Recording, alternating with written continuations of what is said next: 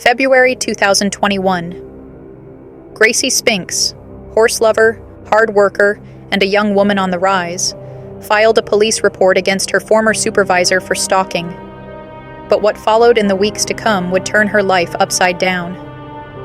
A bag containing knives, an axe, and a hammer was found near the stables where Gracie spent so much of her time. When police responded, they dismissed the items as mere props for a theatrical performance, ignoring the red flags that should have raised alarm bells. As the investigation into Gracie's complaint continued, the signs mounted, but no one appeared to take them seriously. And what if those warning signs had been taken seriously? Could a different course of action have changed the life of Gracie Spinks?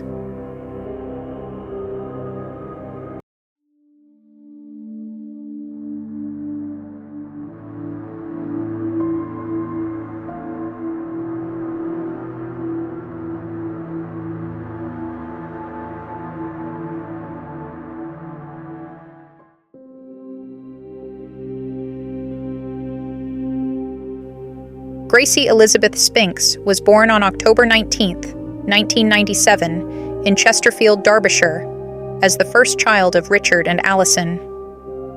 Her brother Thomas followed just 16 months later, and the two developed a close relationship. Despite her parents' separation when she was 5, Gracie maintained a strong connection with both of them. In 2006, her sister Abby arrived through Alison and her partner Dave, and the three siblings grew up with a deep bond. Family meant everything to Gracie, and she always valued spending quality time with her siblings and extended relatives. Before the headlines that would later define her story, 23-year-old Gracie was known throughout Old Whittington, Derbyshire, as the vibrant young woman with an infectious smile and unwavering passion for horses. Living in the quiet Derbyshire village, Gracie had established a life built around her two greatest loves: equestrianism and modeling. By day, Gracie worked as a lifeguard at the local swimming pool, a job that perfectly matched her responsible nature and desire to help others. Colleagues noted her reliability and the ease with which she connected with people of all ages. This position provided the financial stability she needed while pursuing her dual dreams of competitive horse riding and establishing herself in the modeling world. Her professional portfolio was growing steadily, showcasing not just her natural beauty, but also the confidence that friends said she'd developed over recent years. The true center of Gracie's world, however, was her beloved horse, Paddy. Every morning before most people had begun their day, Gracie could be found at the stables in Duckmanton, just outside of Chesterfield. She meticulously maintained Paddy's stable, invested countless hours in training, and spoke about him as one would a best friend. She was absolutely horse mad, recalled a childhood friend who had known Gracie since their school days. Everything in her life was organized around Paddy's care schedule. She'd cancel plans with friends if she thought Paddy needed extra attention that day. That's just who she was. Completely devoted. Gracie's future plans reflected her practical nature combined with ambitious dreams. She had recently begun exploring more serious competitive equestrianism, researching local dressage competitions, and setting goals for herself and Paddy.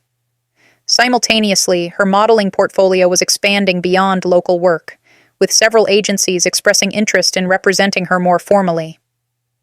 Friends recall her excitement about potentially combining these passions, perhaps specializing in equestrian fashion modeling, or using modeling income to fund her competitive riding ambitions. What stood out most to those who knew Gracie was her remarkable ability to maintain authenticity in all aspects of her life. The same young woman who could confidently pose for professional photographs would show up at the stables in muddy boots, hair tied back, ready for the physical demands of horse care. This genuine quality made her universally liked, from the elderly neighbors she checked in on regularly to the younger girls at the stables who looked up to her as a role model. She always saw the best in people and believed everyone deserved a chance. That's what made her special, but I sometimes worried it made her too trusting as well. This inherent trust in others was evident in how she navigated her daily life, always willing to help a colleague, stay late at work, or offer support to a friend in need. In 2015, a man named Michael Sellers began working as a supervisor at Xbite in Chesterfield, 6 years before he would encounter Gracie Spinks. What appeared to colleagues as simple workplace interaction concealed a dangerous reality that would escalate beyond anyone's expectations. At Xbite's warehouse, Gracie worked as an operative while Sellers held his supervisory position. Their workplace interactions initially seemed routine, conversations during shifts, and normal communications between manager and team member. For Gracie, maintaining a pleasant workplace environment aligned with her naturally friendly disposition toward everyone. Sellers interpreted these ordinary exchanges through a distorted lens. What was basic collegiality to Gracie became personal interest in his mind. His supervisory authority allowed him to rationalize increased interaction under the guise of workplace oversight. Sellers' behavior transformed when Gracie eventually made her lack of romantic interest clear.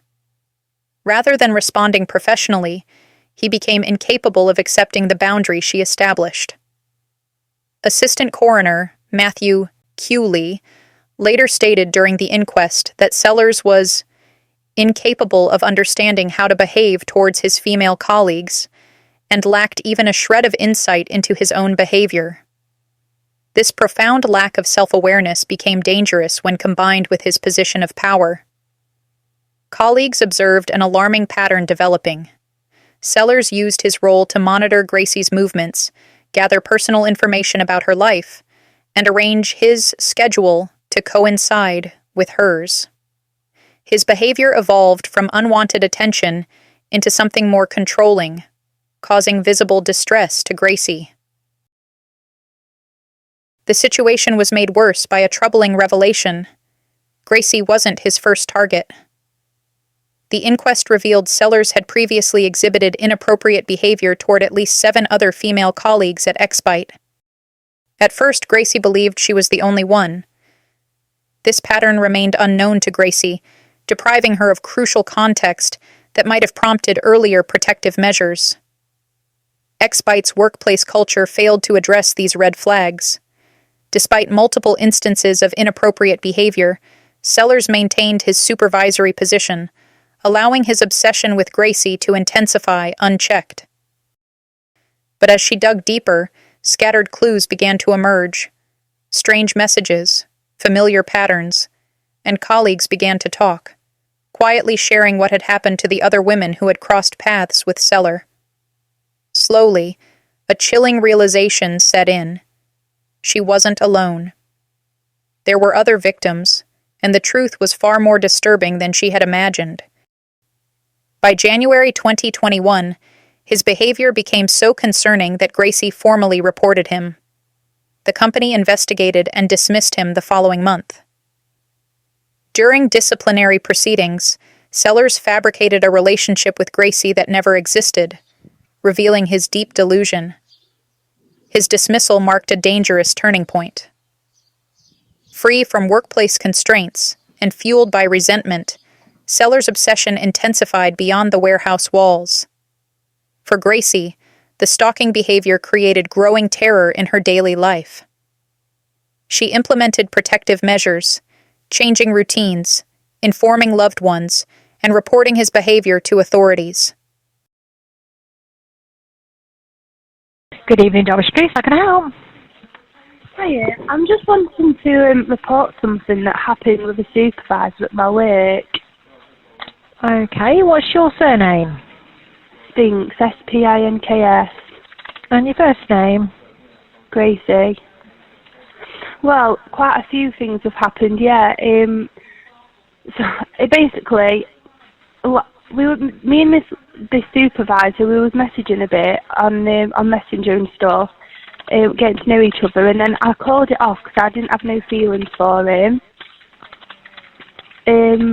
And then he became like obsessed with me and wouldn't leave me alone, and basically loads of things happened, and then on the 4th of January, before work, he was sat waiting at my horse's field, like waiting for me to go there, which scared me a lot. And so I drove straight to work, and I told work, and they've been doing a big massive investigation on him, and he got suspended. He got the sack, but then now he's trying to appeal it, saying that I'm a liar and this other person's a liar. And I don't want anything to happen. I don't want him to be arrested or anything, but I just want something to be on file and for me to report this, because my work have said that things have happened like this in the past, and that this is the worst one that's happened. And they've said that every time this has happened at work, it's got worse and worse, and I'm just worried that the next time it happens to someone else, that you're not going to, it could be worse than just following me and not leaving me alone. He might kidnap someone. Do you know what I mean? Okay, so he was waiting for you on your horse. Did he see you? Did you not? Didn't get out. You just drove past. No, I just drove past because I didn't want. I blocked him on all my social media, and that's when he turned up at my horse's field. When Gracie contacted with Derbyshire police, she provided specific details about Sellers' concerning behaviors, his unwanted contact, his alarming presence near both her home and workplace, and his persistent refusal to accept her rejection. The report was a cry for help from someone who sensed genuine danger. Despite taking every precaution advised for stalking victims, Gracie remained vulnerable. The police's handling of her case represented a catastrophic failure of risk assessment. Investigators never interviewed Sellers, failed to check his history, and didn't enforce protective measures. Institutional failures that left Gracie exposed despite her having done everything right. As Sellers' obsession deepened, he leveraged workplace connections to gather information about Gracie. The inquest revealed that Sellers had become obsessed after she declined a romantic relationship, and this rejection fueled his escalating surveillance and harassment. Gracie's warning to police in February 2021 would later seem prophetic. During her 101st call, she articulated a specific fear that haunts this case to this day. "I'm just worried that the next time it happens to someone else, it could be worse." These words, spoken from a place of growing terror, would go tragically unheeded by the very system designed to protect her. In the weeks before her police report, Gracie had begun noticing a disturbing pattern in Michael Sellers' behavior. What had once seemed like workplace attentiveness had transformed into something far more unsettling. His persistent appearances at Blue Lodge Farm stables represented a frightening escalation into her private life, where she should have felt safe pursuing her passion for equestrianism. The psychological burden of stalking weighed heavily on Gracie as winter gave way to spring in 2021. Each unexpected sighting of Sellers triggered a cascade of anxiety. One afternoon, while grooming her horse, Gracie spotted Sellers watching from beyond the paddock fence.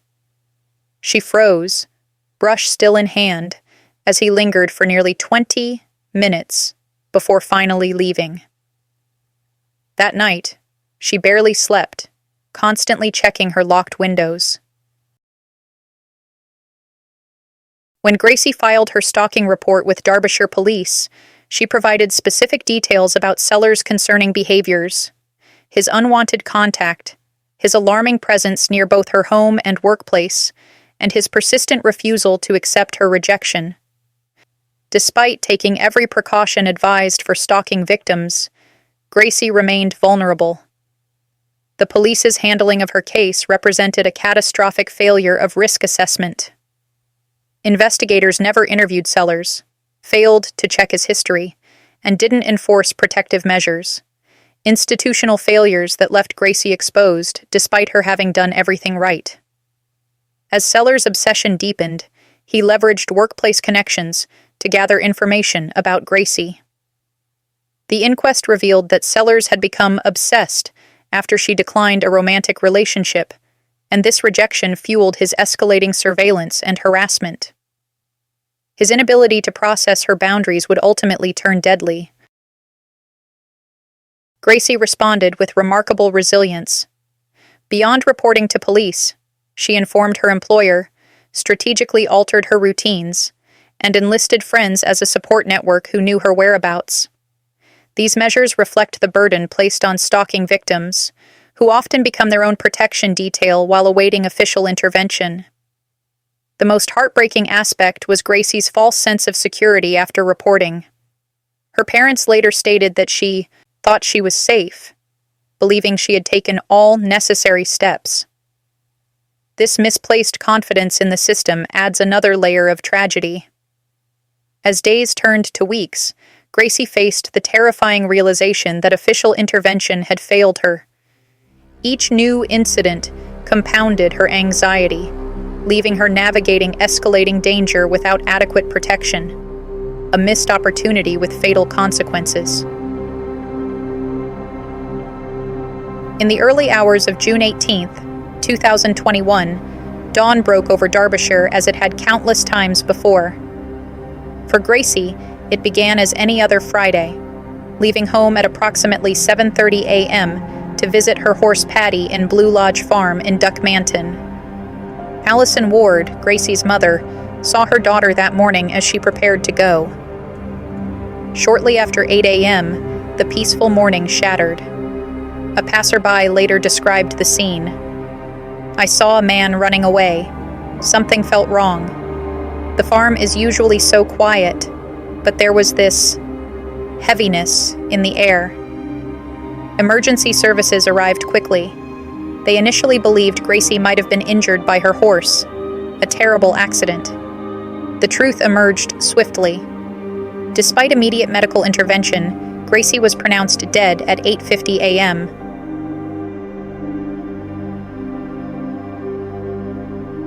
The post-mortem revealed brutal evidence: 10 stab wounds. The fatal blow severed an artery and her spine. Rage drove the number of wounds. Precision guided the fatal strike. For Gracie's family, the world shifted with a single phone call. The unimaginable news hit them like a storm. Their daughter was gone. A flood of questions followed, each more painful than the last. How could this happen, especially after Gracie had reported him? As paramedics worked, police began searching. 3 hours later, around 11 a.m., they made another discovery. Michael Sellers' body lay in a field less than a mile from the attack site. He had taken his own life. Beside him, investigators found his final words: "Could not deal with all of her lies." Detective Constable Denise Sandel would later testify that the murder showed clear premeditation, not impulse. Sellers had carefully orchestrated the events leading up to that tragic morning. He knew Gracie would be alone during her early visit to the farm. Since May, he had been moving with cold, methodical precision, purchasing weapons and planning the attack with unnerving calculation. "One moment, we were a normal family," Gracie's father would later say. "The next, our world collapsed." A local teacher who knew Gracie remarked, "She did everything right. She told people. She reported him. She was careful. And still." The community responded immediately. Flowers appeared at the stables. Social media filled with tributes. Neighbors stood in silent shock. How could such violence erupt in quiet Duckmanton? As grief spread, questions emerged. Why hadn't authorities connected the weapons to the stalking reports? How had the system missed these critical signals? On May 6, 2021, a dog walker made a discovery that should have changed everything. Walking along a farm track near Blue Lodge Farm, where Gracie regularly visited her horse, the concerned citizen stumbled upon a rucksack abandoned in the undergrowth. The location alone should have raised alarms, mere yards from the stables Gracie frequented almost daily. The contents of this rucksack painted a disturbing picture of premeditated violence. Inside, police would find an axe, multiple hunting knives, a hammer, and a handwritten note with the ominous message, do not lie. Additionally, the bag contained Viagra and a Marks and Spencer receipt, items that, in retrospect, created a clear trail leading directly to the man who had been stalking Gracie for months. The dog walker immediately recognized the potential danger these weapons represented and promptly reported the discovery to Derbyshire police. This responsible action should have triggered an immediate investigation, particularly given the threatening nature of the note and the arsenal of weapons accompanying it. Even without knowing about Gracie's previous stalking report, the collection of items alone warranted serious concern. Instead, what followed represents one of the most troubling aspects of this case. PC Jill Lee Liggett, the officer assigned to investigate the discovery, expressed that she had no blazing concerns about the bag's contents. During the inquest, her assessment of these weapons was revealed to be shockingly dismissive. She considered alternative explanations for their presence, suggesting they might be related to woodwork, theatrics, props for a sex act, not crimes of murderous intent. This extraordinary mischaracterization of clearly threatening items led to a catastrophic decision. Rather than treating the bag as potential evidence in a criminal case, Derbyshire police classified it merely as lost and found property. This classification effectively buried the discovery in administrative paperwork, preventing any meaningful investigation that might have connected these weapons to sellers or identified them as a threat to Gracie. The failure to properly investigate the weapons cache represented a critical breakdown in police procedure. Standard protocol would have dictated a thorough forensic examination of the items, searching for fingerprints, DNA, or other identifying evidence that could have linked them to an owner. Such an examination would likely have connected these items to Michael Sellers, providing concrete evidence of his escalating dangerous behavior. Even more alarming was the failure to connect this discovery with Gracie's prior stalking report from February 2021.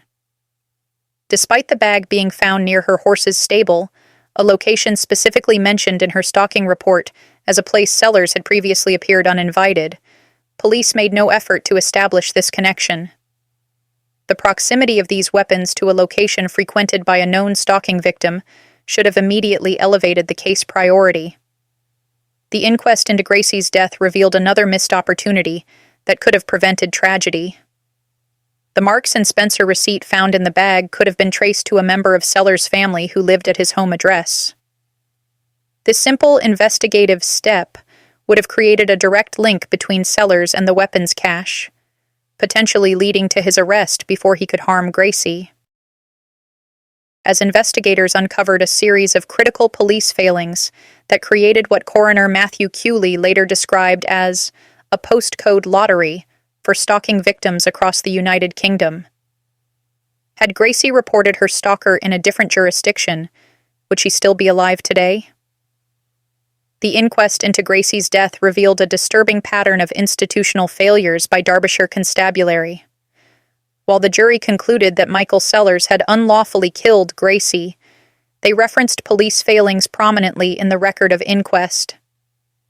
These shortcomings resembled broken links in a safety chain meant to protect vulnerable victims, each failure creating a widening gap through which Gracie tragically fell. The Independent Office for Police Conduct investigation exposed serious procedural gaps among 5 Derbyshire police officers involved in both the stalking investigation and the rucksack incident. Their findings led to several critical recommendations: improving how stalking offense locations are recorded, ensuring thorough risk assessments, and addressing the concerning lack of contemporaneous note-taking, basic protocols that might have connected the dots in Gracie's case. "We failed Gracie," admitted Detective Superintendent Darren Diath, who leads Derbyshire Constabulary's public protection team. In a formal court apology to the devastated Spinks family, he acknowledged the force should have done better. For Gracie's parents, this admission came as both validation of their concerns and a painful confirmation of what might have been prevented. The police statement detailed significant changes to the ways in which we receive and investigate stalking reports, as well as how we support and safeguard victims. Reforms that came too late for Gracie, but may protect future victims. The Spinks family channeled their anguish into a powerful campaign for Gracie's Law, a comprehensive set of reforms designed to transform how police forces nationwide respond to stalking cases. Their mission addresses the troubling inconsistency where protection varies dramatically, based simply on where one lives. Gracie's Law proposes improved training for all officers handling stalking cases, more thorough risk assessments, and dedicated stalking advocates within police forces. The family envisions specialized stalking coordinators ensuring victims receive expert support, rather than generalized responses that might miss escalating danger signs. The Home Office has responded with new measures, including a significant increase in stalking protection orders. These legal tools prohibit stalkers from approaching victims or attempting contact. The new provisions also allow courts to impose orders after conviction, preventing offenders from harassing victims from prison. Our daughter would still be alive if a stalking protection order had been issued against Sellers, Gracie's parents stated. They expressed being delighted that police procedures are changing, seeing each reform as preventing other families from experiencing similar heartbreak. The government has doubled the maximum sentence for stalking from 5 to 10 years and introduced new civil orders to protect victims. The Home Secretary received the Prevention of Future Deaths report from the coroner and has pledged to provide a comprehensive response. In some jurisdictions, stalking reports trigger immediate protective measures, while in others, like Derbyshire at the time of Gracie's report, they might be treated with less urgency, creating an uneven landscape of protection where geography might determine whether a victim receives adequate safeguarding. Gracie's story ends with transformation. From the depths of their grief, the Spinks family has forged a powerful mission, one that Richard Spinks believes is guided by his daughter herself. We are on a mission now. I feel like Gracie is pushing us along, saying, "Dad, do this," because that's the way she was, he explains. Gracie's mother, Allison, remains focused on the future. We want to bring change across the UK and put funding in place for advocates in police forces that can deal with stalking cases specifically. Their advocacy has already strengthened stalking protection orders, giving courts expanded powers and victims more rights. Christmas was particularly difficult, and her birthday on the 19th of October. Not just the family, but close friends and people beyond. But it's been the worst Christmas we've ever had. So painful, just getting worse. Pain's getting worse, not better.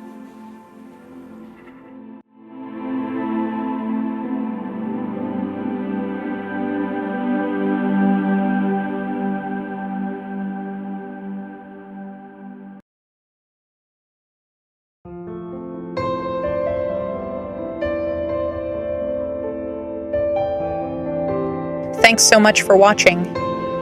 If you're enjoying this video and want to see more, consider supporting us on Patreon, and you'll get access to exclusive content and more. Just head over to Patreon and click the link in the description to join the community. Thanks again, and we'll see you in the next episode.